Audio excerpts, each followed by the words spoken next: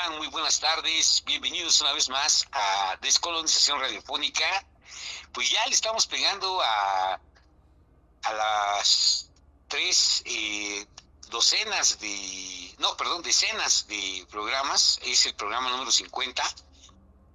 Y como siempre, es un honor, un placer y un gusto tener con nosotros al maestro Guillermo Marín. Maestro Guillermo Marín, muy buenas tardes, bienvenido. Gracias por invitarme al programa y un saludo muy cordial a nuestra apreciable audiencia. Fíjate que hoy acabo de recibir un correo de una persona que nos escucha en este programa y que quería que le enviara el catálogo de libros porque quiere empezar a leer algunos de nuestros libros. Así que, pues muchas gracias por su escucha, por su atención y por sus buenos deseos. Híjole, qué emoción, maestro. Me encanta eso. Se me hace algo fabuloso. Maestro, pues me gustaría mucho que empezáramos este programa y con un ensayo que hizo usted y que, bueno, pues tuve la oportunidad de leerlo y así por partes, pero es como la Toltecayo como estructura civilizatoria, maestro. Y bueno, la mayoría, bueno, sabemos que nosotros, el país de los criollos, y bueno, nosotros nos consideramos mestizos, por decir algo, es una manera muy colonizada de ver las cosas, maestro. Sí, claro. Bueno, primeramente déjame decirte que desde mi humilde opinión, en este país hay muy pocos mestizos. Porque el mestizaje es algo hermoso, es una mezcla, y el mestizaje es un proceso dialéctico en el sentido de que se realiza a través de dos opuestos diferentes que se complementan y forman un tercero diferente a los dos que lo crearon. Un ejemplo muy claro es un hijo, ¿no? Que está hecho a partir de un proceso dialéctico entre una mujer y un hombre que se aman. Bueno, el mestizaje es, en teoría, como el encuentro, el enamoramiento, la fusión de dos culturas para producir una tercera diferente a las dos que la generaron. Pero en nuestro caso, en el México imaginario, nunca ha habido mestizaje porque desde que se creó México por un puñado de españoles nacidos en España y un puñado de españoles nacidos en el virreinato, crearon un país imaginario que llamaron México, de ellos y para ellos únicamente, en el que perdón, no tomaron en cuenta ni toman en cuenta hasta nuestros días, en estos 200 años, al gran pueblo que viene de una civilización ancestral, una de las 6 más antiguas. Entonces el hecho de no crear su país eh, en base a la civilización madre, que es la civilización de la náhuatl, es un acto de lesa humanidad, un crimen de lesa humanidad, porque se trata de negar, de esconder, de tratar de desaparecer la civilización de la náhuatl. Y en ese país que imaginariamente le llamaron México, todos son mexicanos. Entonces don Carlos Slim Helú es tan mexicano como Juanito Pérez, ¿no? Y sabemos que no. Sabemos que este país es racista y clasista. Pero los extranjeros que son los dueños de este país desde 1824, ellos se camuflajean con eso de la piel de cordero, de decir que son mexicanos y que todos somos mexicanos, que todos somos iguales, que todos tenemos las mismas oportunidades, los mismos derechos, cosa que no es cierta. Hay de mexicanos a mexicanos en este México imaginario.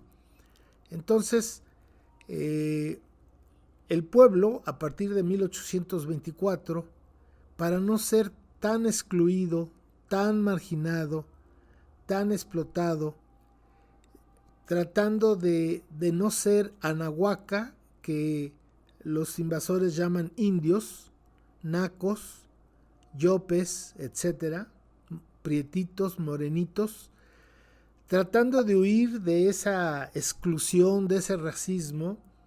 Las personas hijas de la civilización de la náhuatl han tenido que renunciar, no por su gusto, sino para que no sufrir tanto la exclusión y la explotación.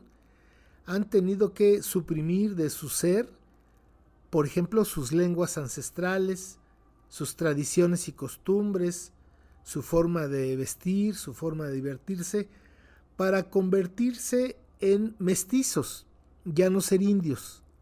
Entonces, esta gente que especialmente la ha creado, pues Televisa, TV Azteca, la radio en los años 40, es un ser amorfo, este mexicano, Mexican Curious, porque ese mexicano se cree mestizo, pero él sabe que no, que es tan falso como un billete de 3.75. Entonces, no existe un mestizaje porque el hecho de que nuestra gente, nuestro pueblo de la náhuatl, haya tenido que renunciar a su identidad para asumir una identidad falsa como mestizo, mexica, mexicano, pues no es mestizaje, esa es una violencia, un genocidio cultural que ha realizado la élite del poder económico, político, cultural, educativo y religioso de este país. Pero los anahuacas, nada más tenemos una pintadita, una capita de barniz de mexicanos, mexicas, porque con tantito que se mueva la tierra, el maciosare salta, y entonces nos volvemos lo que somos en esencia, anahuacas, zapotecos, mixtecos, guaves, triques, mayas, popolocas, de todas partes. Tenemos 59 pueblos que han sobrevivido a su muerte histórica. Entonces no hay mestizaje en México. Esa es una de las tantas mentiras y de las tantas ficciones que ha creado el México imaginario. Pero ese México imaginario no deja de mantener el doble pasaporte escondidito. No deja de seguir hablando hostias como en su tierra Andalucía, ¿no? No dejan de sus comidas, sus restaurantes de ellos y para ellos, sus clubs de élite para ellos, sus centros culturales para ellos, sus escuelas para ellos. Entonces, ellos no han dejado su identidad, siguen gozando de ser españoles, siguen gozando de ser libaneses, siguen gozando de ser judíos, de todo, ¿no? Porque la identidad les da, en un país racista y clasista, pues les da mucho prestigio, pero la camuflajeada que ellos usan para decir que no existe la náhuatl, que todos somos mestizos y somos mexicanos, mexicas mexicanos, nos demuestra pues que es una falsedad.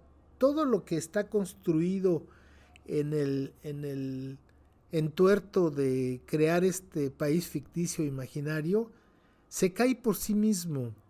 Lo hemos visto históricamente, por ejemplo, cuando nos invaden,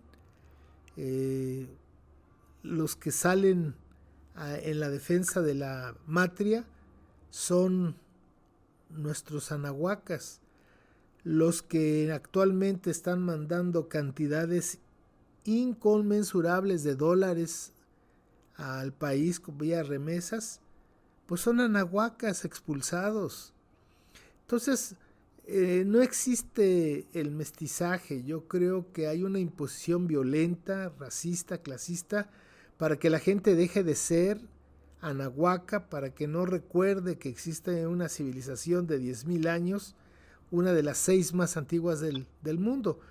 Y en ese sentido, pues los que tienen el poder se sienten protegidos de ser mexicanos iguales que todos. Por eso no creo que exista el mestizaje, así como una realidad total del país, que sí lo hay, ¿no? Acuérdate que la primera familia mestiza real de esta tierra fue Sacilja, sus 3 hijos, y Gonzalo Guerrero, que en 1511 naufragó, era un marinero español que naufragó en un galeón que salían de Panamá y los agarró, iban a Cuba y los agarró un huracán. Y Gonzalo Guerrero se hizo maya, aprendió a hablar maya, entró al Calmeca, se volvió guerrero, se volvió nacón, que es como general, y enseñó a los mayas a defenderse de los españoles. Entonces, bueno, ahí cuando la corona le puso precio a su cabeza, porque la corona española no quería que otro español se le ocurriera la grandísima idea de pasarse del lado de los invadidos. Y le pusieron precio a su cabeza y lo buscaron para matar. Y entonces Gonzalo Guerrero escondió a su esposa y a sus 3 hijos en lo que hoy es Centroamérica y murió peleando contra los invasores. Por cierto, me recordé en este momento, perdón que siga tomando la palabra, pero me acordé también de que en 1847 el ejército de Estados Unidos que invadió al México imaginario traía soldados que acababan de salir de Irlanda, y que lo primero que hicieron al llegar a Estados Unidos es que los reclutaron y los mandaron a México a pelear por los intereses del tío Sam. Y estos soldados, bueno, no todos, ¿verdad? Pero se hizo un batallón de irlandeses que se pasaron al bando de los mexicanos y lucharon contra los gringos. Y al término de la guerra, el ejército de Estados Unidos los buscó para exterminarlos, porque no podían aceptar que los irlandeses hayan juzgado la invasión injusta, la guerra injusta, abusiva, además de que los irlandeses eran católicos y los mexicanos eran católicos, entonces se hermanaron. Pero regresando al punto, desgraciadamente en este país no hay un mestizaje cultural, sino un acomodamiento por imposiciones. Te doy un ejemplo.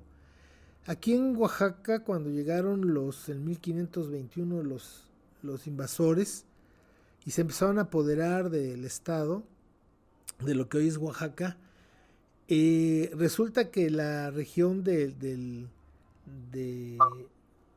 allá de Guajuapan, de Nochistlán, perdón, la región de Nochistlán especialmente, pues tenía muy buenas tierras y son frías en general, y los invasores les prohibieron a nuestra gente que sembraran maíz, tenían que sembrar trigo, porque es lo que los españoles comían.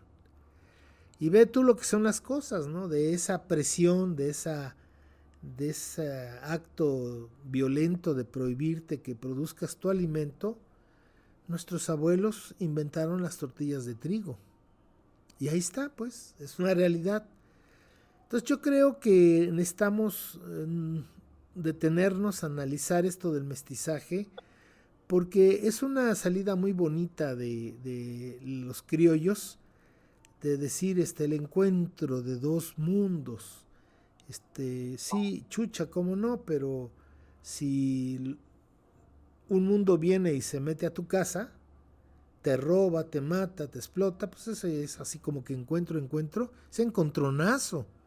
Entonces yo creo que necesitamos ir aclarando muchos de estos términos que usamos sin pensar mucho la profundidad que tienen, porque no se nos debe de olvidar que somos una civilización ancestral que está invadida, que está ocupada y que está violentada. Hay que partir de eso para entender nuestra realidad, Antonio. Claro, maestro. Claro, porque pues definitivamente, pues como usted lo dice en su ensayo, nuestra condena es olvidar para vivir en la ignorancia de nosotros mismos, habitando un interminable laberinto de la soledad. Así es, y yo digo que más que un laberinto de la soledad, como dijo Octavio Paz, yo creo que es un laberinto de la desolación de ser un extranjero inculto en su propia tierra.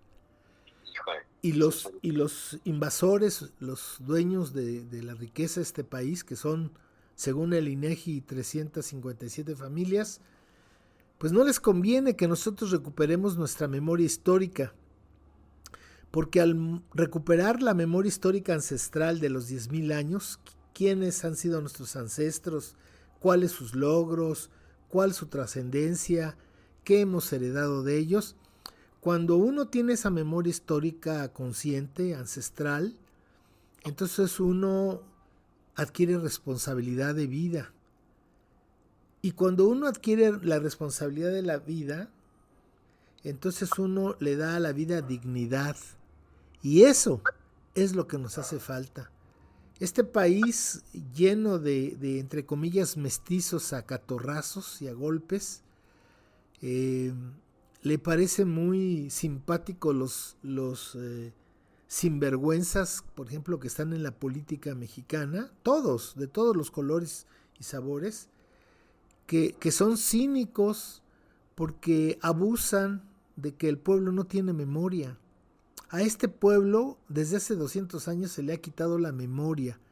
Los criollos le han quitado la memoria a los anahuacas para que no sepan quiénes son, de dónde vienen, a dónde va, que se crean mexicas mexicanos, derrotados permanentemente y siempre bajo la bota de la superioridad cultural, racial, económica, política de los extranjeros.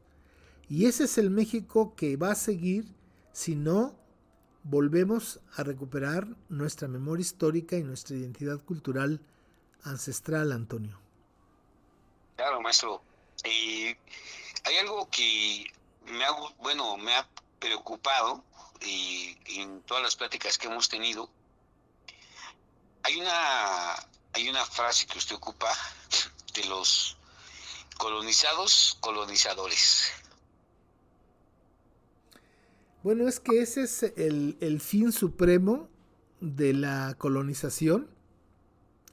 Es cuando los invadidos, ellos, los morenitos, los yopes, los prietos, los changuitos, los raposos, asumen el papel de su conquistador y entonces ellos se vuelven conquistados, pero al mismo tiempo feroces conquistadores de sus hermanos.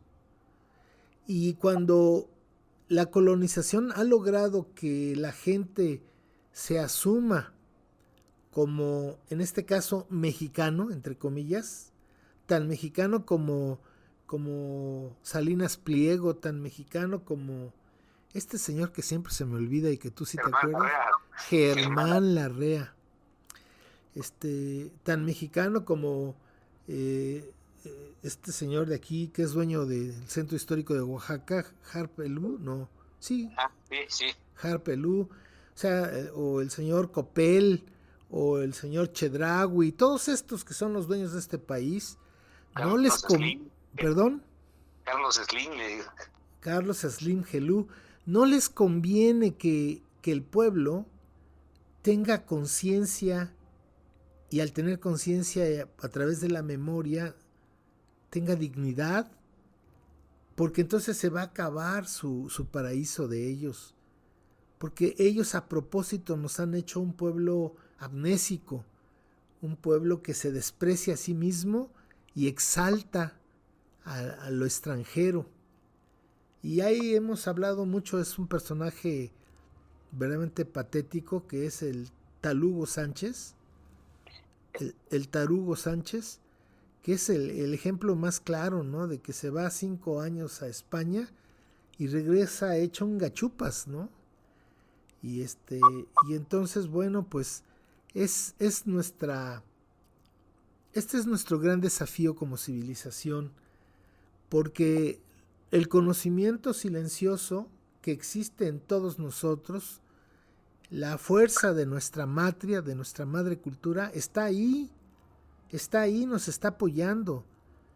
Y no nos damos cuenta de ello, pero lo que nos ha sostenido en estos 500 años, Antonio, ha sido el maíz, que es creación de nuestros abuelos, la milpa, la nixtamalización, la chinampa.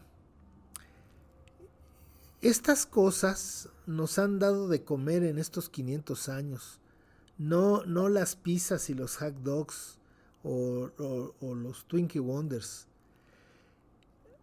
Quien nos ha sacado de no ir al petate, pues son todas la sabiduría que nuestro pueblo tiene, y que hasta hace 50 años todas las mujeres eran mujeres medicina, eran madres medicina. Madres primero, cocineras y medicina, mujeres medicina. Y si no nos hemos muerto, no es por Pfizer o por estas empresas farmacéuticas y estos hospitales de lujo, no. Es por la sabiduría que existe milenaria de, tú sabes que son 3 las civilizaciones ancestrales del planeta que por su sabiduría han creado la farmacopea humana, es decir, el conocimiento de para qué sirven las plantas, los insectos y los minerales para la salud humana.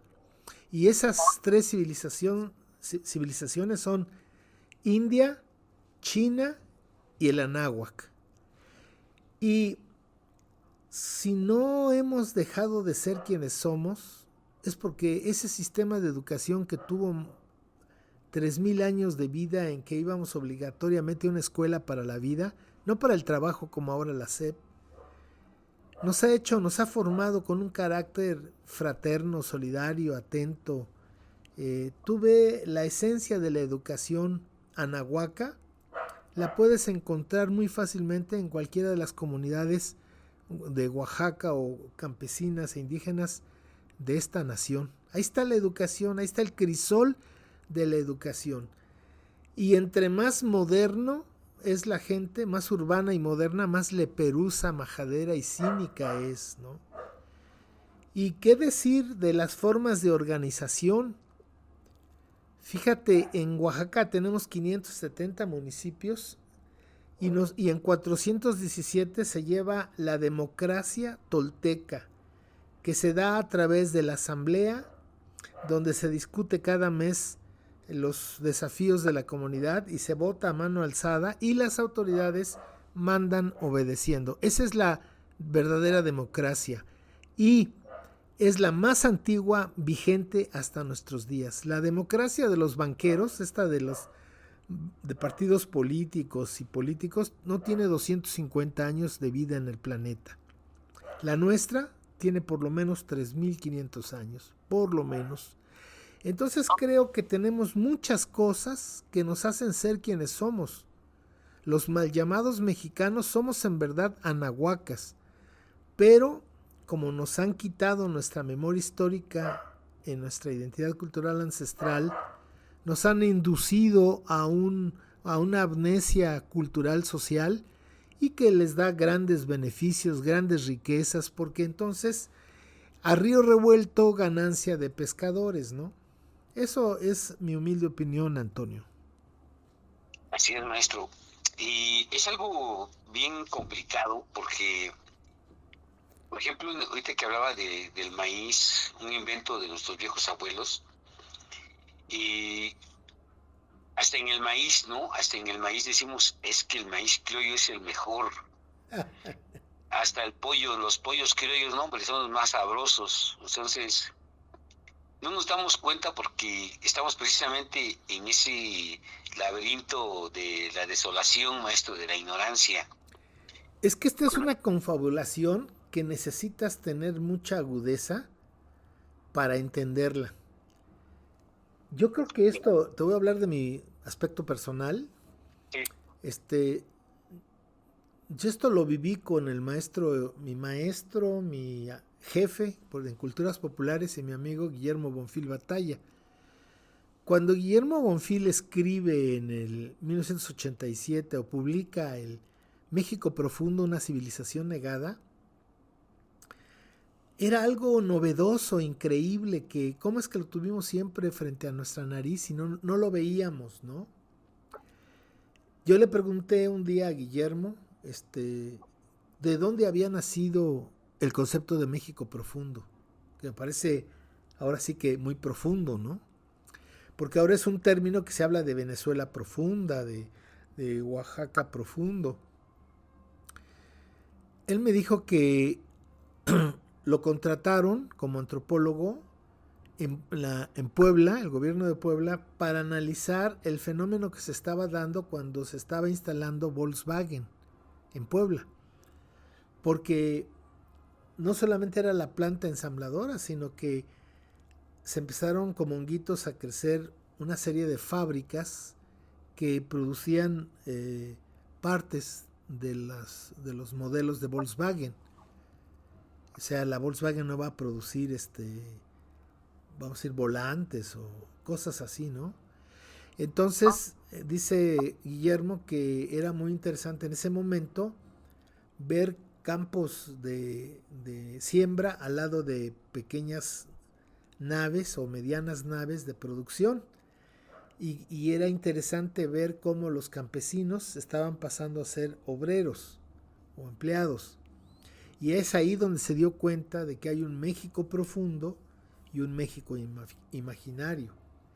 Entonces, yo creo que es muy interesante descubrir la maldicencia de estos criollos desalmados, miserables, que ellos no sienten ningún cariño, ninguna responsabilidad por los anahuacas. Por eso nos tuvieron los últimos 30 años del neoliberalismo, nos tuvieron totalmente en el suelo, ¿no? Sin piedad nos trataron estos 30 años. Se robaron todo lo que quisieron, destruyeron las instituciones, las sabotearon y estaban en venta de garage y regalándose entre ellos la riqueza del pueblo. Bueno, pues déjame decirte que ellos tienen planeado lo que está pasando. Los tontos somos nosotros. Nosotros que nos creemos mexicas mexicanos. Nosotros que creemos en las instituciones que ellos han creado para repartirse el pastel. Pero si tú te das cuenta ahora con esto que tienes otra visión ya del mundo, como tú lo dices, ¿por qué el pueblo le llama a lo propio nuestro criollo? Bueno, déjame que lo trate de explicar. Cuando invaden el reino de Castilla y Hernán Cortés y sus secuaces, los 300 años de colonia, fíjate lo que voy a decir, los españoles no tenían la intención de exterminio de los pueblos anahuacas. Ellos lo que querían era explotarlos, querían la riqueza. Quien vino atrás de ellos, pero con mucha fuerza también, fue el Vaticano y sus ejércitos de curas y monjes y todas esas cosas. Esos sí traían la consigna de la destrucción de la filosofía, la cultura, el conocimiento, porque hay que recordar que 10 siglos para atrás en Europa, el Vaticano tuvo gran poder en todos los reinos porque perseguía a las personas de conocimiento. Hombres y mujeres las quemaban vivas. Entonces la iglesia trae una experiencia, una expertise de destruir el conocimiento por los 10 siglos de Edad Media que manejó la Santa Inquisición. Entonces ellos llegaron acá con la intención misma de lo que habían hecho en Europa, hacerlo aquí con nuestra gente, con nuestro conocimiento, con la Toltecayotl. Y vaya que hicieron un gran trabajo. Ahí está las quemas de cientos de miles de códices. No es exagerar decir cientos de miles de códices. Ellos venían a destruir nuestras instituciones, a asesinar a nuestros tlamatinimes, a nuestros sabios. Pero los españoles, vamos, los extremeños, toda esta gente, toda esta pelusa de gente, porque hay que recordar que la reina de Castilla en 1499 dio un decreto que permitió la salida de todos los hombres que estuvieran en las cárceles del reino, tenían la libertad si se venían a hacer la América. Entonces es la ralea de gente. Yo no digo que el noble pueblo español, eso es una cosa aparte. Los que nos llegaron aquí en ese momento fue lo peor que había en España, porque una persona que en la península, porque una persona que tiene una forma de vida, pues, vamos a decir, natural, sin más, sin mucho y sin poco, que tiene su familia, sus abuelos, sus hijos, sus nietos, esa gente no migra. ¿Quiénes son los que se vinieron acá? Los que no tenían en qué caerse muertos. Los que preferían morir que vivir pobres. Y estaban dispuestos a hacer todo. Máxime que la corona española les dio el derecho jurídico, el acto jurídico de que lo que ellos venían a hacer aquí era bueno. Y el Vaticano les dio el perdón de los cielos por lo que ellos venían a hacer acá. Matar, robar, destruir. Entonces imagínate qué padre para esta gente, ¿no? Que traía 2 placas, ¿no? 2 charolas, la del gobierno y la del el jefe de allá arriba, ¿no? Entonces por eso hicieron todo lo que hicieron. Sí. Estaban ya perdonados. Pero donde quiero llegar al punto es que en 1500 se supone que en lo que hoy es México había 25 millones de habitantes. Son estimaciones, ¿verdad?, que hacen los expertos. Y se supone que 100 años después había solamente 1 millón. O sea, desaparecieron 24 millones de anahuacas. ¿Cómo desaparecieron? Fundamentalmente por las enfermedades que nos trajeron los españoles. La viruela, el sarampión y todas las demás. También el trabajo excesivo, también pues nos asesinaron, ¿verdad? Quien se rebelaba a esa explotación, pues lo pasaban por las armas. Pero fíjate que para 1800 ya había en el Virreinato de la Nueva España, ya había como más de 4 millones de anahuacas.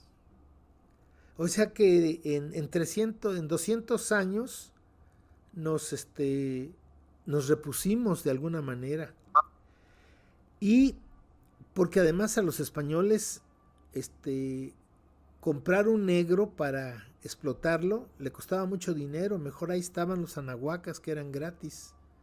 Nada más había que agarrarlos, ¿no? Esclavizarlos. Entonces, para principios de 1800, específicamente 1824, que es cuando se crea este país, los criollos son los que desplazan a los gachupines en el poder. Y entonces los criollos sí están con una estrategia muy definida para destruir la memoria histórica y la identidad cultural ancestral. Los españoles ni pensaban en eso, pero los criollos sí. ¿Por qué los criollos sí? Porque los españoles, su ideal era hacerse ricos y regresarse a España cargados de riqueza. Ese era el sueño. Pero el criollo, él decía que esta tierra era suya, que ellos la habían ganado. Y entonces ellos querían mantenerse aquí.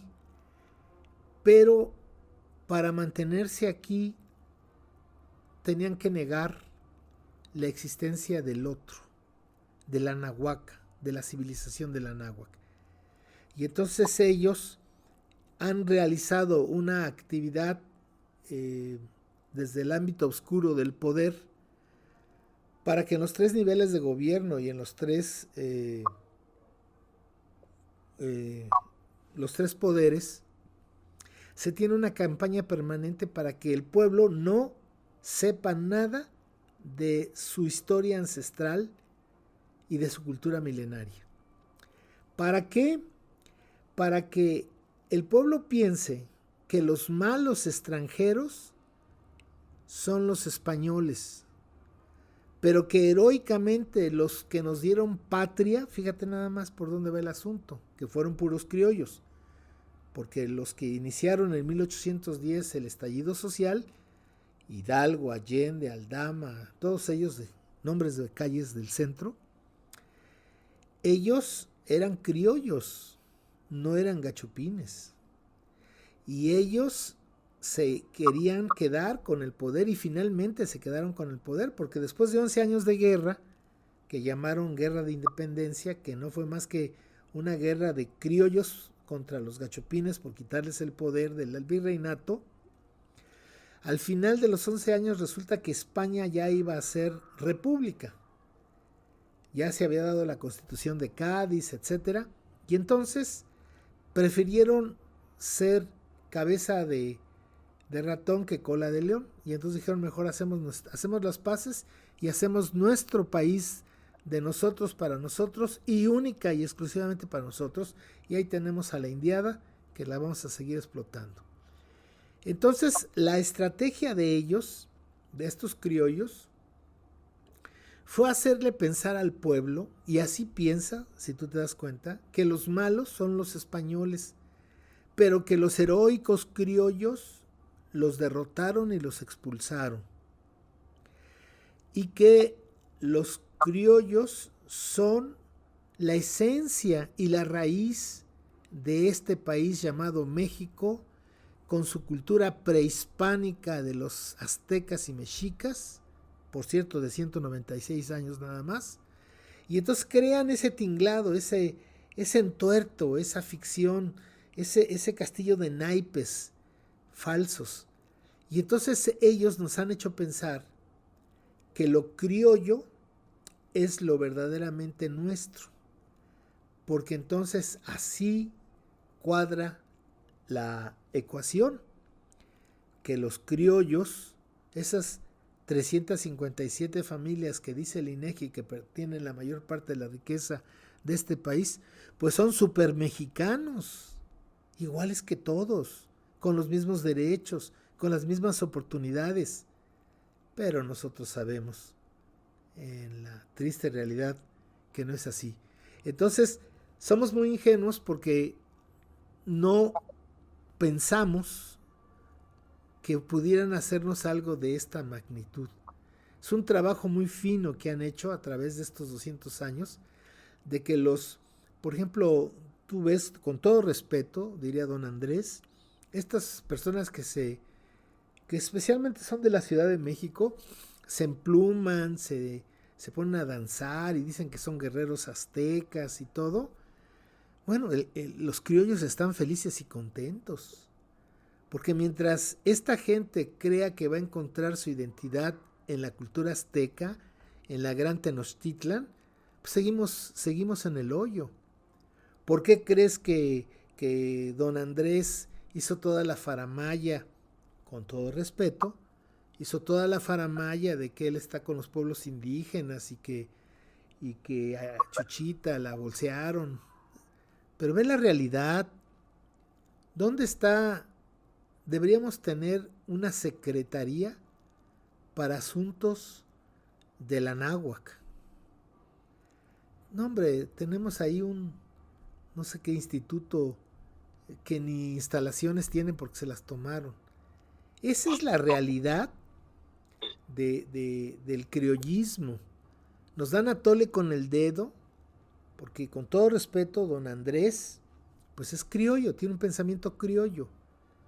Es un buen presidente, de entre los criollos, pues yo creo que es un buen presidente, pero no es un presidente anahuaca, no es un presidente de la náhuac. Él tiene otra visión del mundo, él obedece al eurocentrismo, a la visión de, él llama el humanismo mexicano. Son puros refritos ya super quemados. Nosotros no tenemos por qué copiar nada del extranjero. Tenemos una riqueza inconmensurable de sabiduría y de experiencia humana, pero como los criollos no permiten que la gente la recuerde, la aplique, la tenga, la use, pues seguimos aquí dándole vueltas, ¿no? Entonces fíjate, hace 200 años se peleaban entre extranjeros tener la presidencia del flamante país, y para hacer este país imaginario, hasta este señor Félix Dodato, no sé cómo se llamaba, se cambió el nombre a Guadalupe Victoria, para tener contentos a los indios y que vieran que este país era verdaderamente del pueblo, ¿no? Igual que don Andrés, con todo respeto, se hace su ceremonia con algunos emplumados y todo, pero 200 años después, fíjate que se estuvieron peleando la presidencia una persona de descendencia judía contra otra persona de descendencia francesa. Entonces no ha pasado nada. Los grandes proyectos de don Andrés, con todo respeto, el Tren Maya y el transísmico, son proyectos neoliberales. Que no me vengan con cuentos. Que no me digan que los pueblos del istmo se van a favorecer, se van a mejorar. Van a ser arrasados porque así es el modelo capitalista. Van a ser arrasados por una fuerza económica que se allega al poder político, el poder militar, el poder del narcotráfico, que están a su disposición con el supuesto crimen organizado. Y van a hacer polos de desarrollo, sí, pero ya sabemos que esos polos de desarrollo al tiempo supuran sangre y pus. Ahí está Cancún, ahí está Playa del Carmen. Pronto vamos a ver la península así, como esos problemas que trae el desarrollo económico de los ricos, de los extranjeros. Entonces, para finalizar este concepto, Antonio, somos muy ingenuos, somos ignorantes de nosotros mismos, no nos damos cuenta que hay mentes perversas que están sobre nosotros, nos manejan, y nosotros solamente decimos, sí, patrón, con mucho gusto, a sus órdenes. ¿Cómo ves? Sí, es absoluto. Yo creo que, ahorita que estaba usted hablando de que cuando llegaron los invasores y quemaron todos los manuscritos que teníamos y todo, no pude evitar acordarme de la biblioteca de Alejandría. Pero, ¿qué hubiera pasado, maestro? Que realmente, ¿por qué? Y también al mismo tiempo, cuando llegan empiezan a tratar de erradicar nuestras lenguas originales, nuestros idiomas, y no pude evitar acordarme de José Vasconcelos. No pude, o sea, fue como me acordé exactamente de lo que acabamos de hablar de los colonizadores. y dice, wow, wow, hasta dónde hemos estado sumergidos, ¿no? Como este cuate José Vasconcelos, fue gente de, no me acuerdo si fue de Victoriano Huerta, maestro, o una, No, Vasconcelos fue del presidente Álvaro Obregón. Álvaro Obregón, sí, bueno, y, y bueno, ellos llegaron cuando fundaron o inventaron la Secretaría de Educación Pública, pues llegan a erradicar por completo, pues precisamente a darle todavía el contrarremate a la memoria histórica de nosotros, maestro. Fíjate que mi teoría ahora no es que dieron el remate, porque ya lo he dicho y la voy a volver a decir en este programa para que no se le olvide a la gente, que la corona española hizo un censo en 1800 y resultó, o sea, 3 siglos después de la invasión, que el 85% de las personas que vivían en el virreinato hablaban una lengua indígena. 85%. Entonces fíjate que la cultura la seguían teniendo los pueblos ancestrales, ¿no? Los anahuacas. Sí. Explotados sí, pero mantenían su cultura. De 100 años después, en 1900 se vuelve a hacer otro censo y resulta que ahora es el 75% de gente de este país que habla una lengua indígena. Cuando los Estados Unidos logran, por medio de la supuesta revolución, sacar a los capitales europeos del Porfiriato y de México, entonces ellos ordenan la destrucción de nuestra cultura ancestral. Un paréntesis dentro del paréntesis. Si algunos, diría mi mamá, tienen conciencia del poderío que tenemos, son los grandes y poderosos dirigentes del país vecino del norte. Por eso nos tienen tanto miedo, por eso nos execran, por eso nos tratan como nos tratan, porque saben muy bien que tienen perdido el pleito, porque se han metido con una de las 6 civilizaciones más antiguas del planeta. Ellos tienen perdido la batalla, lo saben. Y por eso ellos han hecho y hacen todo lo que hacen para que no avancemos.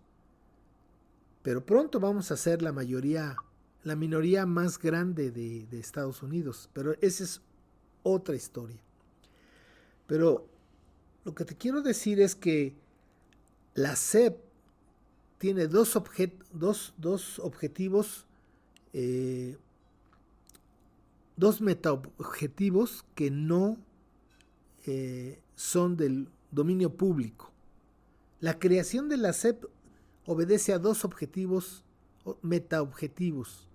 El primero era destruir la civilización de la náhuatl. Por lo mismo que te estoy diciendo. Los gringos lo han intentado por dos formas. O ordenándonos que se haga la SEP, que se inicie la SEP, para mandar miles de profesores con secundaria a las comunidades para prohibirle a los niños hablar su lengua indígena.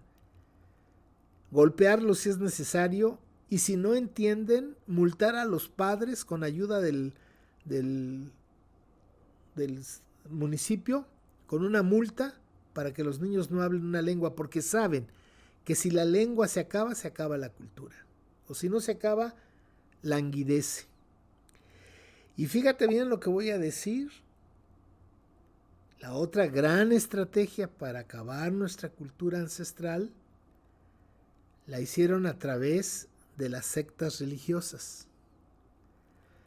Y tristemente fue el general Cárdenas el que le dio a una institución totalmente oscura y dañina, como es el Instituto Lingüístico de Verano, les dio carta blanca para que los gringos fueran a las comunidades, a enseñarles la buena de Dios de ellos.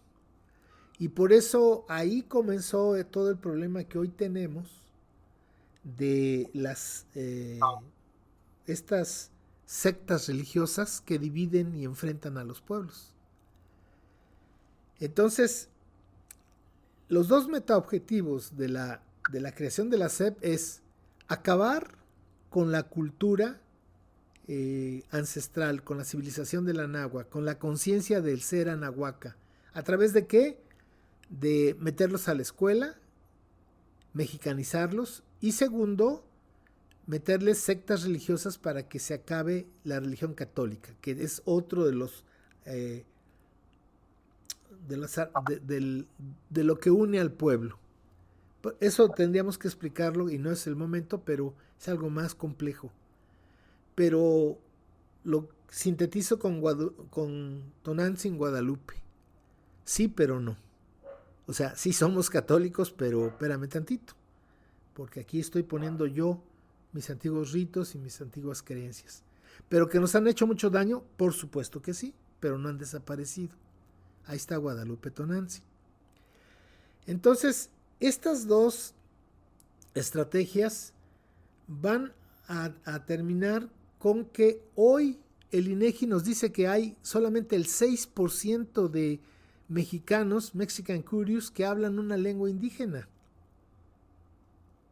Entonces, fíjate, en el 800 había el 85, en el 900 el 75 y ahora en el 2000 el 6%.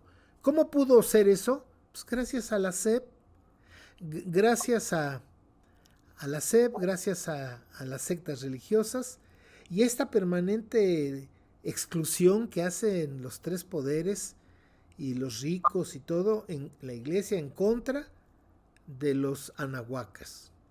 Y se me pasó decirles que el otro elemento, porque dije que eran dos metaobjetivos de la creación de la SEP, uno era acabar con las culturas ancestrales del Anáhuac y la otra crear ejércitos de mano de obra semicalificada con una primaria secundaria bastante malita para que fueran a ser los obreros, los empleados y los consumidores de lo que se va a llamar más adelante el milagro mexicano. Porque los capitales necesitaban obreros que supieran leer y escribir, hasta ahí, y para eso estuvo la SEP. Entonces, dicen que dijo Brzezinski, un funcionario de Estados Unidos de los años 70, que Estados Unidos no iba a permitir un Japón al sur de su frontera. Es decir, a nosotros nos tienen agachados. No sé si la gente recuerda el memorándum. El memorándum de este señor, déjame buscarlo.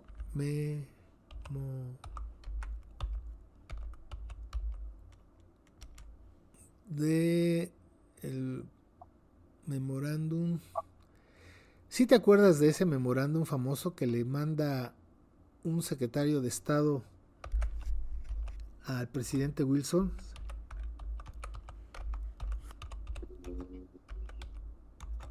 ¿Antonio? No, maestro, no me acuerdo, la verdad. Uy, te vas a ir para atrás. Aquí está. Lo voy a leer. Por favor.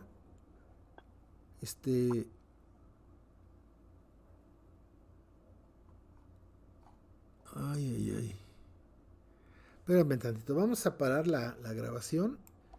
Bueno, vamos a leer el documento de la carta, el memorándum que le manda Robert Lansing al presidente Wilson en febrero de 1924. Dice: carta de del exsecretario de Estado de Estados Unidos Robert Lansing, dirigido a William Randolph Hearst, en relación a la campaña de su cadena de periódicos para poner al presidente de México, para poner en la presidencia de México a un ciudadano norteamericano. Y esto es lo que le mandó a decir: México es un país extraordinariamente fácil de dominar, porque basta con controlar a un solo hombre, el presidente. Escribe Lansing y congruentemente aconseja: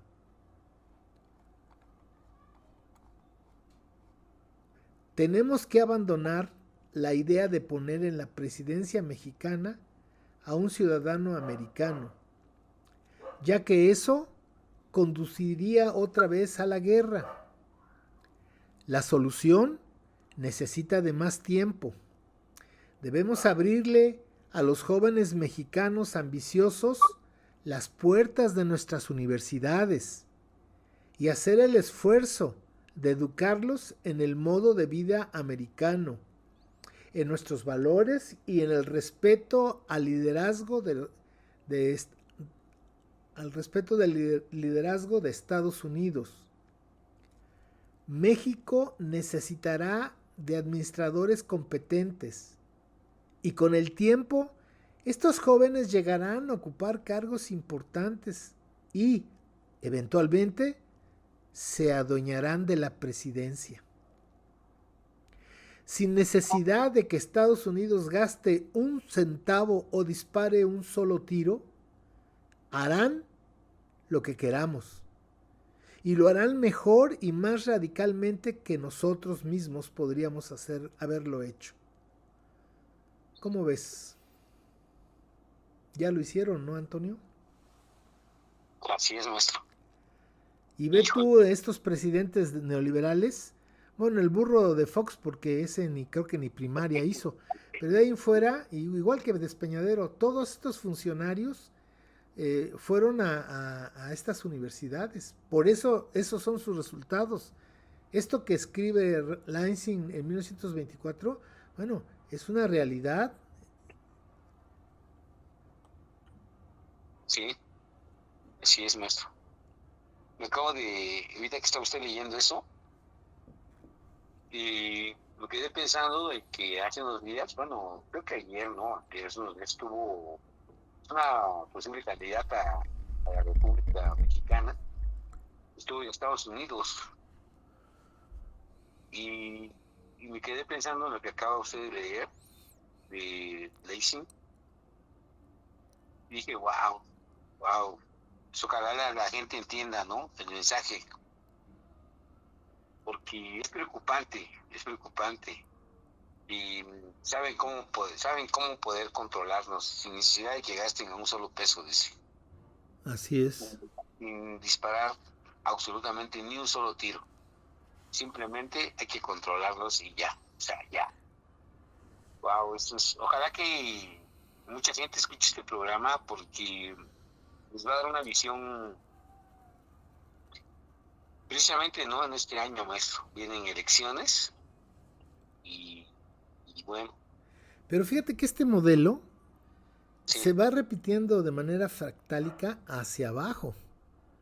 Porque, bueno, se trata de poner en la presidencia mexicana a un hijo del tío Sam, un hijo putativo del tío Sam, ¿no? Sí. Pero si te vas a las gobernaturas, vuelve a ser lo mismo. Y si te vas a las presidencias municipales, vuelve a ser lo mismo. Entonces, este modelo no es nada más el presidente, es un modelo estructural. Por favor, lean con cautela los nombres de directores generales del gobierno federal para arriba. Y van a ver que son apellidos de criollos. Y gente como este señor que que le acaban de dar la libertad a, no me acuerdo cómo se llama, que un judío, un mexicano de ascendencia judía, Reutemann, o no sé cómo se apellida, que estuvo en la representación de México en la UNESCO en Francia, que era disque periodista y que era un depredador, un abusador de mujeres, o es, ¿no? Bueno, pues toda esta gente hace lo que hace porque hay una camarilla, entre ellos se apoyan, entre ellos se defienden, se protegen. Entonces, los que no entienden este asunto somos nosotros. Nosotros creemos que podemos, como Benito Juárez, llegar a ser presidentes, no importa que seamos morenitos. Sí, chucha, cómo no. Con todo respeto, diría don Andrés, don Benito Juárez era como un coco. Café por fuera, pero blanco por dentro. Benito Juárez le hizo más daño a los pueblos anahuacas que Porfirio Díaz. Porque Benito Juárez les quitó a los ejidos, a las comunidades, sus tierras, las nacionalizó y las vendió a los extranjeros, a los criollos. Ese es el origen, fíjate bien, es lo que mucha gente no se explica por qué hay tantos problemas agrarios en México. Pues es por eso, porque hasta 1857 esas tierras de los pueblos ancestrales anahuacas, que algunas fueron compradas a la corona española, así como lo oyes, en oro. La corona española les puso un precio a las tierras milenarias que ellos tenían, que si le pagaban en oro a la corona, entonces ya legalmente les pertenecían las tierras. Y hubo muchos casos de esos. Y entonces las comunidades tienen, o por ejemplo, los que se pusieron del lado de los españoles, especialmente los pueblos del centro del país, como los tlaxcaltecas, que se pasaron, y los nahuas, que se pasaron a ser en los ejércitos de ocupación de la invasión castellana, porque no fueron los españoles, fuimos nosotros mismos que nos invadimos a nosotros mismos. Bueno, ellos les dieron tierras legalmente desde el fondo de la ley de la corona. Y cuando en 1857 Juárez les quita esas tierras, acuérdate de la ley de manos muertas, le quita las tierras no solamente al clero, sino también se las quita a las comunidades indígenas, porque como te digo, Juárez por fuera era morenito, pero por dentro era criollito. Juárez quería que esas tierras se llevaran a la explotación y a la evolución y a la riqueza material, que no sucedía en manos de los pueblos indígenas. Entonces, estas personas les quitaron sus tierras y las vendieron a personas criollos que compraron, entre comillas, de buena fe al gobierno federal. Y ahora resulta que en los juzgados los criollos te presentan escrituras de 1857 para adelante, escrituras legales federales sobre terrenos que ellos le compraron al Estado mexicano, pero que el Estado mexicano se lo quitó a los pueblos indígenas. Y los indígenas presentan documentos no solamente virreinales, sino hasta documentos de la náhuac, códices, donde se demuestra la pertenencia a esas tierras a estas comunidades. Y es ahí el aparente conflicto que hay entre la tenencia de tierras, aunque debo de decirte que en una máxima de derecho que dice que lo primero en tiempo es primero en derecho, pues si se aplicara eso, no tendrían por qué hacerle caso a aquellas personas que tienen documentos sobre sus tierras, pero posteriores. Podrán ser legales, pero son posteriores. Pero bueno, como sabemos que a las comunidades indígenas hasta la fecha les siguen escamoteando sus derechos y su tenencia de tierras, es un pleito que no acaba, porque la colonización sigue. Hay gente que cree que ya el proceso colonial pasó. No, al contrario, hoy se está haciendo de manera pues más total, más absoluta, más canalla, ¿no? El abuso, la injusticia, la opresión, el uso de personas, ni siquiera guardias blancas como eran antes, sino ahora son que le llaman personas armadas, que les llaman el crimen organizado, para defender los derechos de las mineras, de los ricos, de los terratenientes. Ese es mi punto de vista, Antonio. Híjole, maestro, así que a muchos oaxaqueños nos dolió de don Benito Juárez, pero bueno, pues no podemos cerrar los ojos, maestro, porque bien lo dice en su eslogan, la Toltecayo es educando con la sabiduría del pasado el futuro, ¿no, maestro? Algo así. Educar para el futuro con la sabiduría del pasado. Exactamente.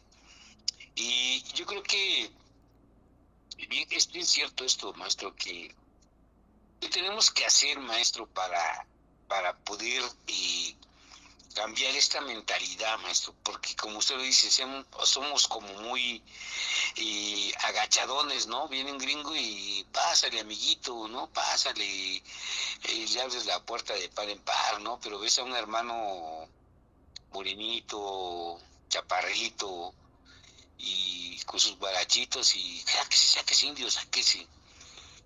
Y pero eso es horrible, maestro, es horrible.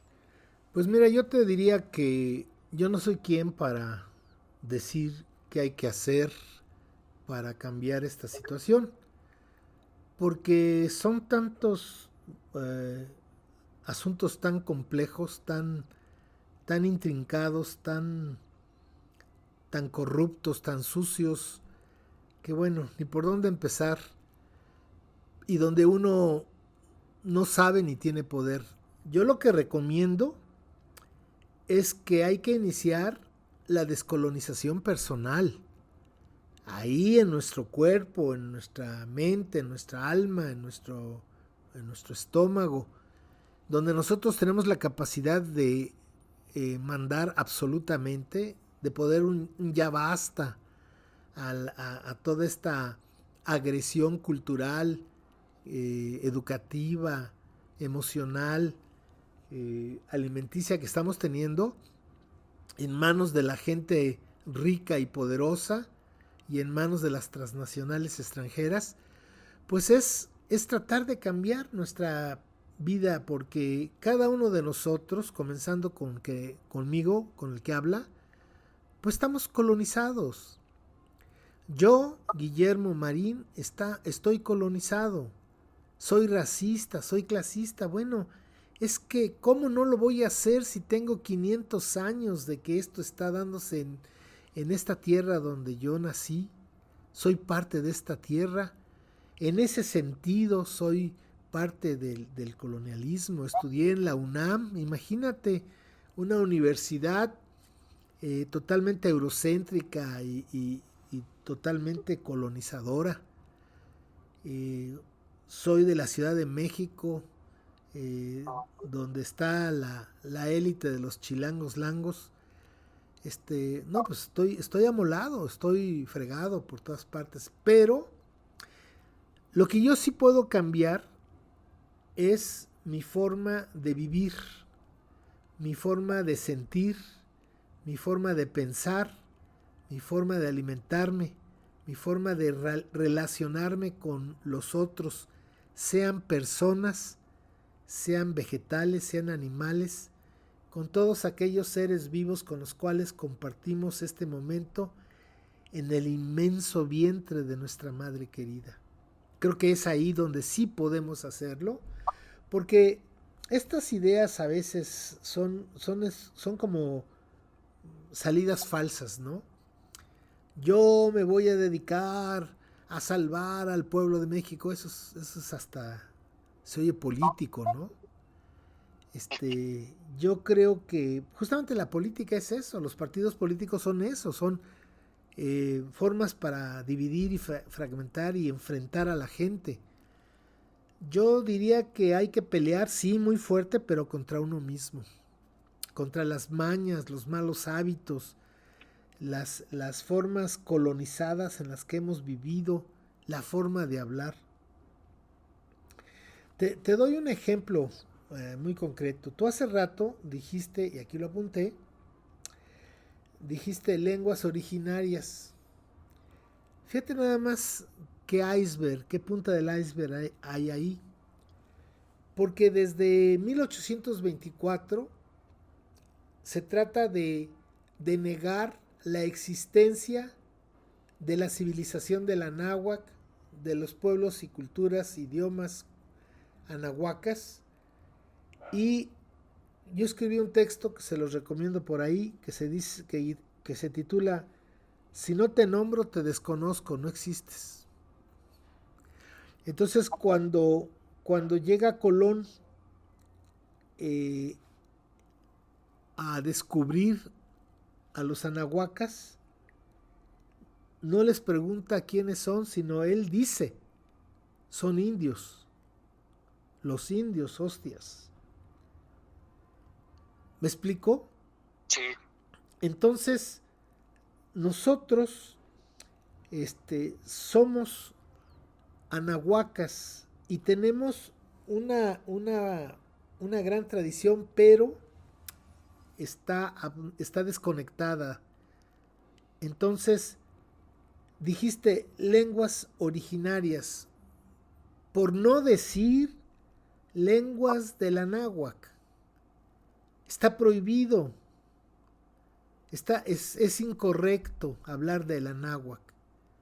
En este país solamente Anáhuac es una marca de cementos o una universidad de los curas estos, ¿cómo se llaman estos curas? Los intelectuales de la Iglesia Católica, los jesuitas. Es una universidad jesuita. Sí. Pero de ahí no pasa la gente. Si nada más estudió hasta secundaria, le preguntas ¿qué es Anáhuac? Es una marca de cementos. Y si terminó una licenciatura, le preguntas ¿qué es Anáhuac? Una universidad. No hay más. Pero dicen los pueblos originarios. Por no decir, perdón, los pueblos originarios, por no decir los pueblos anahuacas. Dicen las lenguas originarias, por no decir las lenguas anahuacas. Y ahora yo te pregunto, Antonio, como dice el clásico, discúlpeme, pero perdóneme, ¿qué los franceses no tienen una lengua originaria de Francia? Claro, sí que sí, eso. Entonces, los chinos tienen una lengua originaria de China. Entonces, siempre te desnombro, siempre te doy la vuelta, pero nunca te voy a decir que tú eres una anahuaca. El anáhuac es algo que no se toca en este mundo colonizado. No existe. Lo que existe es el México imaginario. Y el anáhuac profundo, por decreto, ha desaparecido. No sé si me explico. No, sí, totalmente, maestro. Entonces hay que ser muy cuidadosos, Antonio. Sobre todo los que estamos metidos en este rollo de descolonizarnos. Porque a mí hay personas que me dicen, oiga, pero es que en tal libro usted dice esto. Sí, pero ¿ya viste en qué fecha está escrito? Porque uno va evolucionando. Yo siempre digo que cada día me descubro más colonizado que ayer. Para mí hace 10 años me parecía aceptable decir pueblo originario. Y hace 30 años me parecía aceptable decir continente americano. Y hace a lo mejor 50 años me parecía pues, pertinente decir descubrimiento de América, conquista de México. Y lo decía sin empacho. Pero pues poco a poco voy descolonizándome. Y poco a poco voy cambiando mi discurso y voy siendo muy crítico, y por eso digo que me descubro cada día pues más colonizado. Pero esa batalla es una batalla personal que cada uno de nosotros tiene que emprender por nosotros mismos, sin esperar nada a cambio, sin querer que nos reconozcan, sino simplemente por dignidad existencial. Carajo, diría yo. Claro, es verdad, maestro. Porque ¿de qué otra forma puede uno vivir, Antonio? Viendo Televisa, viendo TV Azteca, escuchando las estupideces de los políticos. Ahora ya no son las telenovelas, ahora los mexicas mexicanos imaginarios, sus telenovelas son los partidos políticos y todas estupideces. No se dan cuenta que este sistema que está diseñado específicamente para el dinero y los poseedores del dinero en todo el mundo. No es aquí en México solamente. Es decir, no nos damos cuenta, Antonio, que la fábrica, la empresa que hace e imprime los billetes verdes, no es un banco de Estados Unidos. Mucha gente cree que la Reserva Federal, ese banco llamado la Reserva Federal, es del gobierno de los Estados Unidos. No, es una empresa particular que, diría yo, es al revés, gobierna a Estados Unidos y al mundo entero. Entonces, todo el sistema jurídico, todo el sistema económico, todo el sistema educativo, todo el sistema de valores está estructurado en torno al dinero. Todo se mueve por dinero. Y las leyes y las instituciones están hechas para proteger al dinero y al que lo posea. No existe la justicia en ninguna parte. Existen las leyes. Y una cosa es la ley y otra cosa es la justicia. Entonces, ahí tienes en México, por ejemplo, ahorita, al poder judicial totalmente saboteador de las aspiraciones del pueblo de México. Un enemigo enclaustrado, encerrado a cal y canto en su poder, con sus grandes privilegios, sus insultantes privilegios, su corrupción rampante del sistema judicial, a todos los niveles, a todos los niveles. ¿Y para proteger a quién? Al dinero, a los que tienen el dinero. Entonces, si no entendemos eso, pues seguimos jugando el juego que quieren que juguemos, ¿no? Que creamos como dice un amigo, ese es muy canijo ese amigo, dice que los adultos tienen un amigo imaginario, al que le llaman Dios. Es su amigo imaginario, ¿no? Sí. Hablan con él y no se ve y todo, pero ellos hablan con él. Entonces, no se dan cuenta que llevamos 200 años con esta podredumbre de partidos políticos, conservadores, liberales y todo lo demás, y el país cada día se va a la quiebra, a pesar de ser muy rico. Y cuando digo el país, no me estoy refiriendo a los grandes capitales, porque eso siempre les va bien. O sea, tú sabes que estos 5 años del gobierno de don Andrés, los grandes capitales criollos han crecido espectacularmente. Sí. O sea, cuando yo digo el país, estoy hablando de la náhuac. Por eso yo me siento totalmente anahuaca, no me identifico con México, ya no me duele México, ya no me duele los maciosares, ya no me duelen, porque yo soy anahuaca, porque tengo una madre cultura, tengo una civilización ancestral y tengo a mi matria que todos los días me da mis frijolitos, mis tortillas, mis, mi jugo de nopales en la mañana, en fin. Yo cada día me siento más anahuaca y creo que mi batalla está adentro de mí mismo. Y bueno, si a alguien le interesa lo que yo escribo, pienso y digo, bueno, qué bien. Y al que no le interesa, le doy la razón también. Porque nadie tiene la verdad en la mano, ¿no? Entonces, yo tengo una visión, a lo mejor rara, a lo mejor equivocada, no lo sé. Pero es mi visión. Y a mí no me interesa imponerle mi visión absolutamente a nadie. Que la gente tome lo que crea conveniente de lo que yo produzco. Por cierto, les comento esta anécdota del día de hoy, que me mandan un mensaje de estos de Facebook, un tipo, ¿no? Un criollito, se ve por la fotografía que es un criollo, y me dice, de una manera muy agresiva, me dice que por qué no me dedico mejor a escribir novelas, que yo no sé nada de historia, así cosas muy ofensivas, ¿no? Y yo siempre, nunca contesto nada de estas cosas porque me queda la duda que a lo mejor tienen razón. Pero no les contesto, ¿no? No tengo por qué confrontarme con la gente, ¿no? Si la gente no piensa como yo, pues están en su derecho. Pero ¿Tampoco los bloquea, maestro? No. ¿Cómo? ¿Tampoco los bloquea? No. No les hago caso en absoluto. No me significan nada, porque yo no soy nada. Entonces nada contra nada, pues nada. Entonces, pero esta vez armándome de una paciencia y un cariño y una ternura a mis congéneres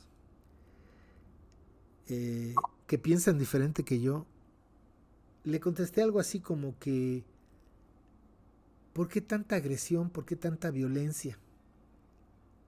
Le dije, ¿se da usted cuenta que es usted violento y agresivo? Usted no permite que alguien piense diferente a como usted piensa. Lo cual entiendo usted es eurocéntrico, usted es occidentalizado. Punto. Sí. O sea, Sí, claro. entonces, para finalizar ese punto, Antonio, yo pienso que lo único que podemos hacer es cada uno de nosotros trabajar en sí mismos. Y si se puede, con su familia, con los niños. Y si se puede, con la pareja. Y si se puede un poquito más, pues con la comunidad, ¿no? Donde quiera que estemos. Así lo veo, Antonio. Totalmente, maestro, totalmente. Lo ha dicho, el trabajo empieza con uno mismo. Es que no hay ningún camino hacia afuera que antes no se recorra hacia adentro. Totalmente.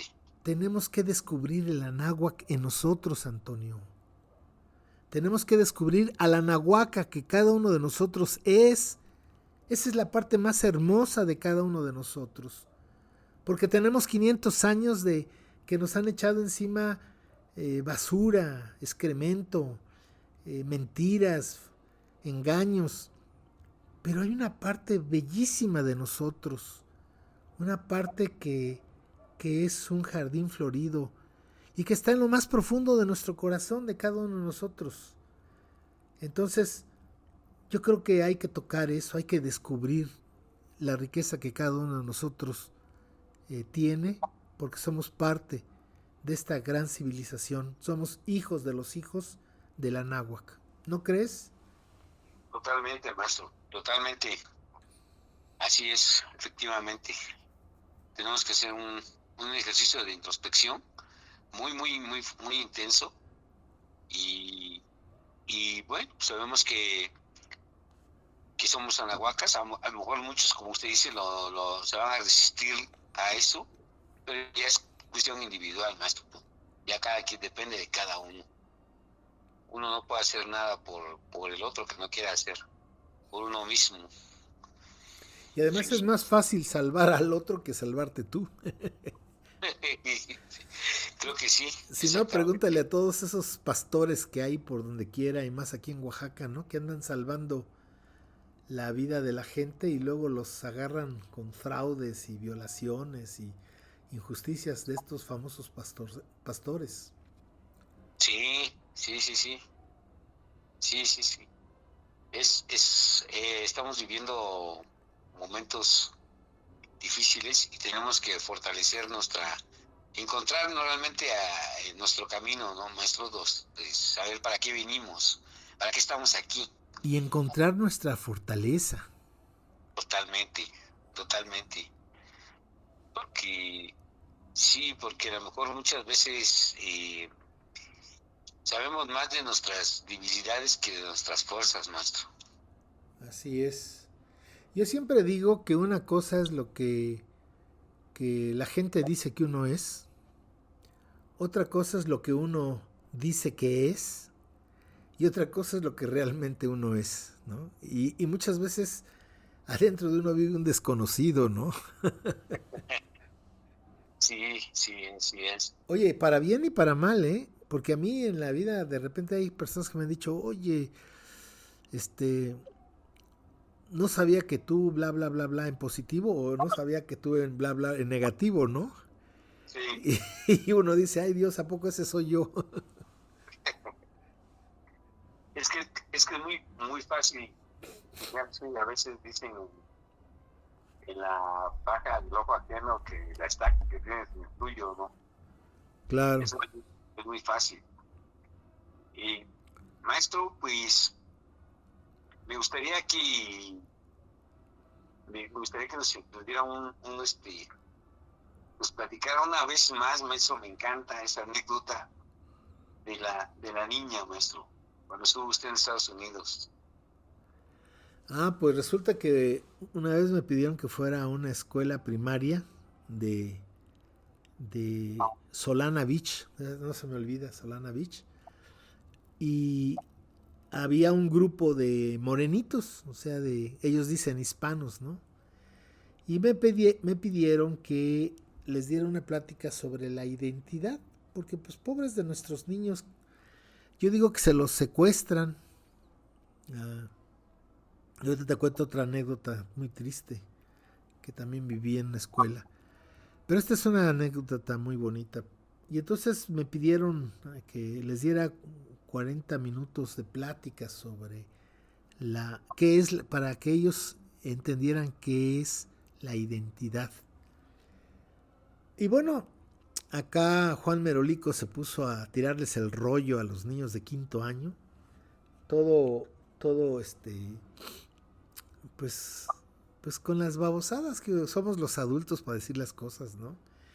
Perdemos la gracia y la frescura y la claridad que los niños tienen.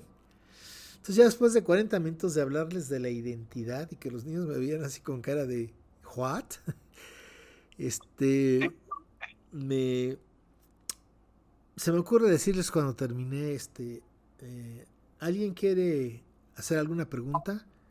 Y rápidamente una niña alza la mano. Yo, profesor, ¿sí? Me dice, ¿puedo pasar al pizarrón a explicar qué es la identidad? Y yo dije, recorcholis, si aquí el experto estuvo 40 minutos en un rollo y ahora una niña quiere pasar al pizarrón para explicar lo que es la identidad.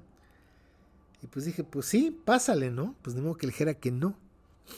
Y pasa la niña, agarra el pintarrón y empieza a dibujar una cebolla cortada a la mitad, ¿no? Con su rabito.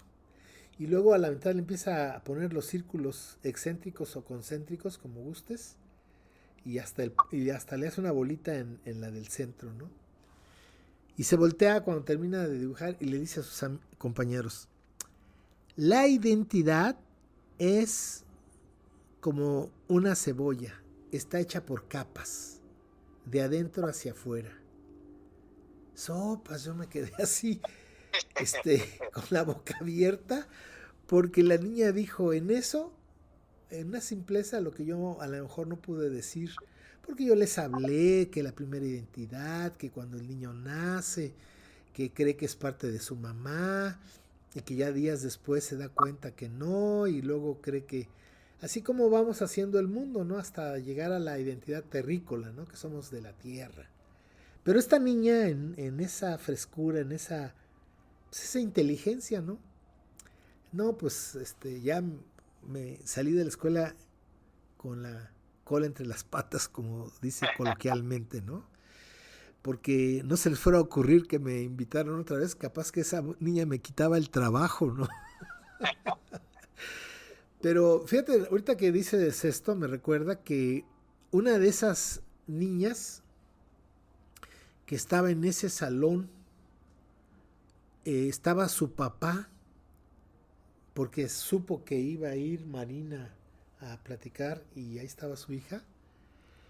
Y esa persona se presentó conmigo después de la plática y me dijo que él se llamaba José, eh, José Rodríguez, perdón, José González, y que era de Oaxaca y bla, bla, bla, y era luchador social.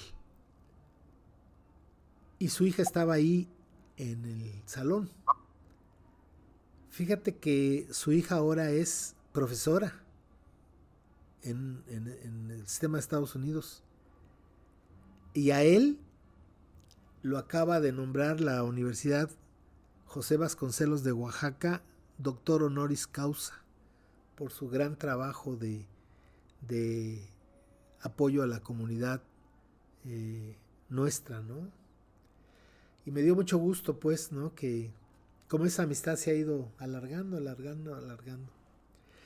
Y la otra cosa, ya me metiste anécdotas, porque yo estoy lleno de anécdotas. Mi vida es una anécdota completa. Es que me recordó otro momento. Esto estaba yo en una escuela primaria también, en Bishop. Bishop es un pueblo, una comunidad que está en el norte, norcentro de California, pegado hacia el desierto. Pero está entre dos cordilleras, es un lugar muy bonito. Y entonces, esa vez que llegué por primera vez, una escuela grandísima, porque era una escuela unitaria, ¿no? Entonces ahí había, pues no sé cuántos grupos, pero más de 18 grupos, y muy grande la escuela. Porque atendía a todo el pueblo, a toda la pequeña ciudad. Y entonces estaba yo en el salón de los profesores y ahí había unos niños. Y le pregunté a la persona que me había invitado que si podía pasar al baño. Y entonces me dijo, sí, pero tiene que ir al baño de los profesores. Y está un poco escondidito. Entonces le llamó a dos niños y les dijo, a ver, lleven al profesor al baño de los profesores. Y ya nos fuimos caminando. La escuela estaba trabajando, ¿no? No había ruidos realmente. Y yo vi a uno de los niños triste, un niño de, sí, como de cuarto año, con las manos metidas en los bolsillos, caminaba triste. Y yo lo percibí y me paré y le pregunté, ¿qué te pasa? ¿Por qué estás triste? Y bajó la cabeza. Contéstame, ¿qué pasa? ¿Por qué estás triste? Y de repente voltea y se me queda viendo con lágrimas en los ojos y me dice, es que no tengo papeles. Híjole, mano. Ahí también me puse a llorar yo también. Porque un niño, un pequeñito, esos que ya lo hayan metido en ese rollo de no tener papeles, de ser ilegal, es que es de la fregada, ¿no? Es un crimen eso, ¿no? Pobres niños, ¿no? Pero bueno, esa es otra patoaventura. Sí, sí, es muy difícil, maestro, muy difícil. Yo me tocó también vivir así como documentado. Con miedo. Sí, con miedo, sí. Fíjate, yo que era American Citizen de segunda, porque pues a mí me contrató el gobierno de Estados Unidos y tenía todos los papeles y lo que quieras.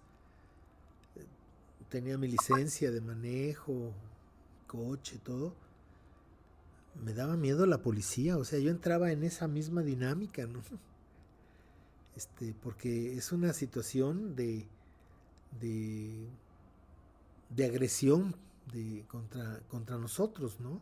Por eso te digo que en el fondo, la gente de arriba, de arriba, de arriba de Estados Unidos sabe que nosotros somos sus peores enemigos existenciales. Nuestra Claro, cultura es más fuerte que la de ellos. Y ahí vamos, ahí vamos. sí, maestro. Maestro, y me gustaría, no estoy muy seguro, maestro, pero parece que están retransmitiendo este programa también, lo retransmiten, bueno, sí, lo están retransmitiendo en la Escuela Normal Bilingüe e Intercultural de San Jerónimo Tlacochahuaya, ya tienen una estación de radio también ellos. Y me parece que están haciendo están retransmitiendo nuestros programas. No sé si le gusta enviar algo de reflexión a esos estudiantes, maestro. Sí, como no, bueno, pues primero felicitarlos porque tengan la oportunidad de estudiar. Segundo, pues decirles que el sistema es muy canijo. El sistema te da un paso para adelante, pero te echa 10 para atrás. Así es el sistema. Entonces, lo que el sistema quiere son eh, formar a Benitos Juárez para que ayuden al desarrollo económico, como así lo hizo Juárez, que le den un marco fuerte al Estado de Derecho de los ricos, pero que yo personalmente creo que la educación que imparten la SEP en general, no solamente las normales, es una educación para el trabajo. Dense cuenta que quienes han deformado este país como está, justamente son las normales, donde salen los forjadores de esta nación. La escuela es un medio que usa el sistema, no solamente en México, sino en el mundo, para, para adoctrinar y formatear a los niños, jóvenes y adultos para hacerlos al sistema, los hacen piezas, tuercas, tornillos, bulbos, chips de un sistema, pero no es una educación para la vida, no es una educación para la conciencia. O sea, ¿de qué sirve transmitir cantar el himno nacional en la lengua anahuaca cuando ese himno nacional es de nuestros opresores? ¿De qué sirve estar en el gobierno si el gobierno está para oprimirnos? Con todo respeto, pero no solamente en México, los gobiernos de todo el mundo, pues para eso usan a la gente. Entonces, yo creo que es muy importante que tengan un pensamiento crítico del sistema y que busquen no una metodología, no una didáctica, no una pedagogía que siempre importan de extranjera, sino que sean críticos de qué se trata un proceso educativo, que es la formación de un ser humano en principios, en valores, en sentido de la vida, porque a las escuelas van a que los niños y los jóvenes aprendan a ganar dinero. Y si esa es la educación, pues estamos fritos, ¿no? Estamos fritos y por eso tenemos el mundo que tenemos. Entonces yo los invito a que esto que llaman educación indígena Pues es una farsa. Es una farsa porque al interior del sistema del IEPO y de la sección 22, los profesores de educación indígena que son mayoritarios en Oaxaca normalmente están en comunidades donde no hablan la lengua que él maneja, que él habla, su lengua madre. Y están dando contenidos del plan nacional. Entonces no se ha avanzado realmente, es pura demagogia. Se necesita plantear una educación propia nuestra en base a nuestros valores ancestrales, milenarios, no en base a un sistema económico global para crear piezas en la producción y en el consumo.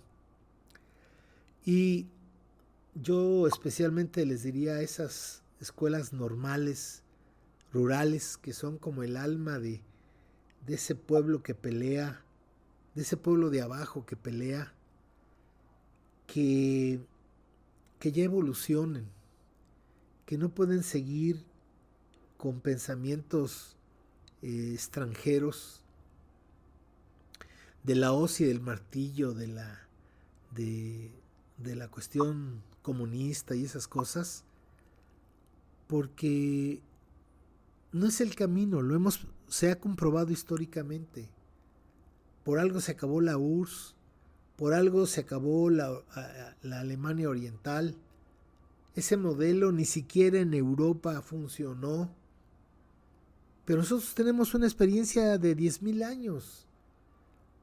Yo los invito a que reflexionen sobre esa historia, esa cultura, esos valores ancestrales y que sobre eso se planteen la forma de echarlos a andar, activarlos, fortalecerlos, actualizarlos y utilizarlos para que la gente pueda vivir en armonía. Eso para mí sería una educación indígena. Claro, pues claro, muchas gracias, maestro. Espero que todos los jóvenes que están estudiando en la normal, pues tomen conciencia, ¿no?, de lo que están haciendo, porque precisamente están educando al futuro de la náhuatl. Y me acabo de llevar una gran lección ahorita, maestro, cuando dije lenguas maternas. ¿Por qué no digo lenguas anahuacas? ¿Por qué no lo digo? Porque como si automáticamente yo mismo me lo prohibiera decirlo.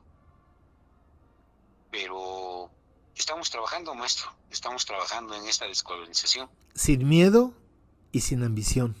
Totalmente, maestro, totalmente. Maestro, pues ya el programa número 50, ¿cómo se ha sentido, maestro? Muy contento y se ha ido como agua. Ahora que cumplamos el año con los 52 programas, Sí, vamos a tener que hacer algo. claro, pues sí, maestro, ya nos ponemos de acuerdo. Tenemos por ahí un temita que me lo ha estado postergando, maestro. No me digas que es el de la maestra. Exactamente. Sí, Híjole. Bueno, sí, vamos a hacer lo posible. perfecto, maestro. Yo sé que usted está muy ocupado, maestro, y también ha tenido algunos problemillas con la salud, pero no se vea presionado, maestro. Ya cuando usted me diga, ¿sabe qué? Ahora sí. No, no hay problema, maestro, o sea, no sabe que no. Bueno. Esto es totalmente, y como hemos muchas veces, ¿no, maestro? Yo me agarro muchas veces de su trabajo, precisamente para hacer estos programas también, porque muchos a lo mejor no les da tiempo de leer, pero a lo mejor sí les da tiempo de escuchar. Entonces, usted me lo ha dicho, ¿no?, que también es bueno a veces estar haciendo tus cosas y escuchando la radio o escuchando algo en YouTube o en Facebook, donde también usted se encuentra. Yo por lo general soy puro YouTube, no tengo Facebook, casi no, pero muchas gracias, maestro, como siempre es un placer, un gusto y sobre todo un honor siempre tenerlo conmigo, maestro, y recibir mi clase de descolonización precisamente directamente de usted, maestro. Pues para mí también es un honor y un placer. Y se me va a ocurrir algo para cuando cumplamos un año. De repente pensé que a lo mejor ese día vamos a poner 2 horas eh, para las personas, nuestros radioescuchas. Les podríamos regalar el libro de Historia Ancestral de México, libro de educación básica para la descolonización y un video, pero en 2 horas después de terminado el programa, y las personas que me lo soliciten por correo electrónico, en esas 2 horas siguientes a que termine el programa, con mucho gusto yo les regreso por su propio correo, les regreso el libro y un video. ¿Cómo ves? No, sería un excelente regalo, maestro. Yo siempre regalo, el día de mi cumpleaños, yo siempre le regalo libros. Y ya ahorita estoy pensando qué libro voy a regalar para el 30 de abril. Es un libro que escribí hace tiempo y que lo he tenido guardado para el fin de los tiempos, míos desde luego, ¿no? Y creo que ya esos tiempos se están acercando, así que no sé qué se vaya a quedar. Se llama, no me acuerdo cómo se llama, pero Oaxaca en el tiempo de las barricadas. Wow. Se trata de una serie de reportajes que hice en el periódico, en el Imparcial, y entrevistas que hice a las personas sobre lo que pasó aquí en el 2006. Creo que después de tantos años va a ser interesante leer y conocer lo que la gente pensaba de lo que estaba sucediendo, porque yo salía a la calle a preguntar con mi grabadora qué pasa, ¿no? Y la gente me decía lo que ella veía que pasaba, y eso es lo que yo pongo en el libro. En fin, vamos a ver cómo le hacemos hay que irle pensando para hacerles un regalo a nuestra sufrida audiencia. Pues ya escucharon, hay que estarse preparando, estar muy al pendientes. 2 horas después de que termine el programa, el maestro va a estar esperando su correo para que pues reciban su video y su libro. Y sería excelente, maestro. Y a lo mejor me gustaría leer ese libro que está preparando, maestro, porque pues uno de mis familiares estuvo muy activo, incluso le llamaron la comandante Bolillo, porque era una señora que les llevaba tortas a los que estaban en las barricadas y todo eso. Esa era mi mamá. Mi mamá les preparaba tortas a los que estaban en el... No sé, pues yo estaba en Estados Unidos y dice que mi mamá preparaba tortas y les llevaba a los muchachos que estaban ahí. Maestro, pues muchas gracias y buenas tardes. Gracias a todo el auditorio por su paciencia. Y pues ya hemos llegado al final del programa número 50, maestro. Muchas gracias, buenas tardes. Buenas tardes, maestro.